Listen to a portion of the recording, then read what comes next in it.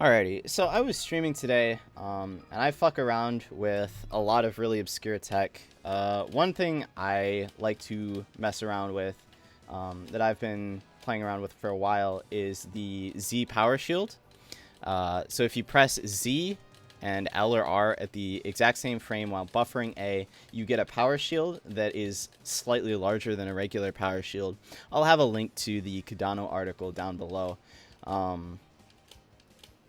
But I discovered two things for it. So one is that the Cardano article on it was created back in 2009, and there's not a whole lot of setups listed for it. But I was thinking of ways that I could make it more consistent. So first of all, you can buffer the A input during more or less anything. So if you buffer the A input during a wave dash, you can very easily set yourself up for extra frame window power shields. But one thing that the Cardano article mentioned that I wasn't too sure about is that you have to buffer the A or else you get a grab. But I found that if you hit them on the same frame without buffering A, if you notice my controller inputs, some of these times I'm getting a light shield without a grab. And what I've found through use of the Uncle Punch mod is that the power shield window comes up anyway. If you notice there, it said, oop, and there's one. So you don't even need to buffer A to get the Z power shield. I think that buffering A makes it more consistent, because worst case scenario, if you aren't buffering A and you miss the timing, is that you're just still in shield. But if you fuck it up without buffering A, you do get the grab. But if you notice, like, I am getting power shields without buffering A. And it's just standard power shields, and it's no more difficult than literally the combination of hard press on frame 1 and hitting Z and L or R on the same frame.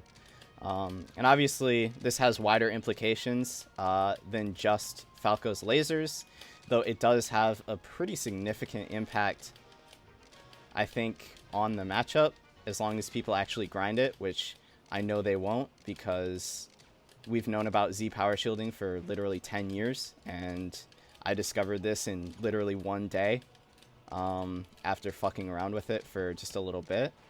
But one interesting thing I noticed, and I'll leave a link to the Twitch clip below, you cannot replicate the no A buffer through the replay system in 20XX. I attempted to record a replay and watch it back frame by frame.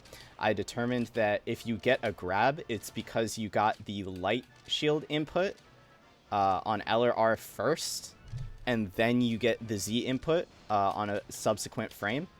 But whenever I would correctly execute the bufferless Z power shield, the replay would just give me a grab input.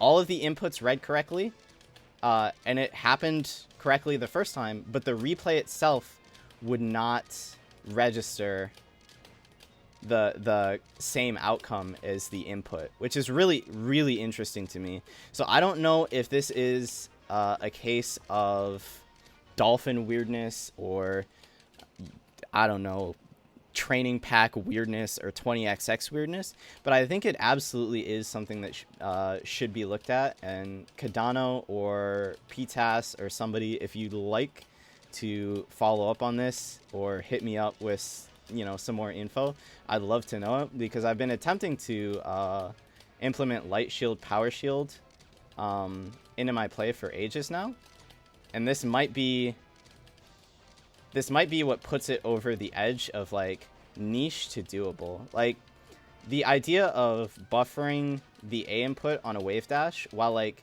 initially pretty hard, it's already doable enough. Like, this is literally after only, like, maybe 20 minutes of practicing it. it already brings it into the realm of super doable in neutral, but I'd love to see like the bufferless Z power shield actually be like doable in matches, because I think it could change like a lot of the subtlety and nuance of how the fuck do I get in through a laser wall safely against Falco. How do I reversal the situation? Because I know that's something that a lot of Falcos struggle with.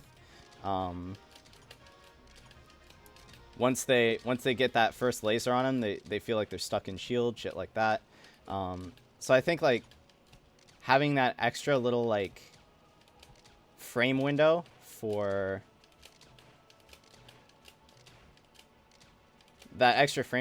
power shield is like really valuable. But anyway, I won't drone on too much about it because the implications are very wide, and I could ramble for hours about how I think it would affect neutral, how I think it would affect other character matchups, like if Marth was able to do it consistently in the matchup, stuff like that. Anyway,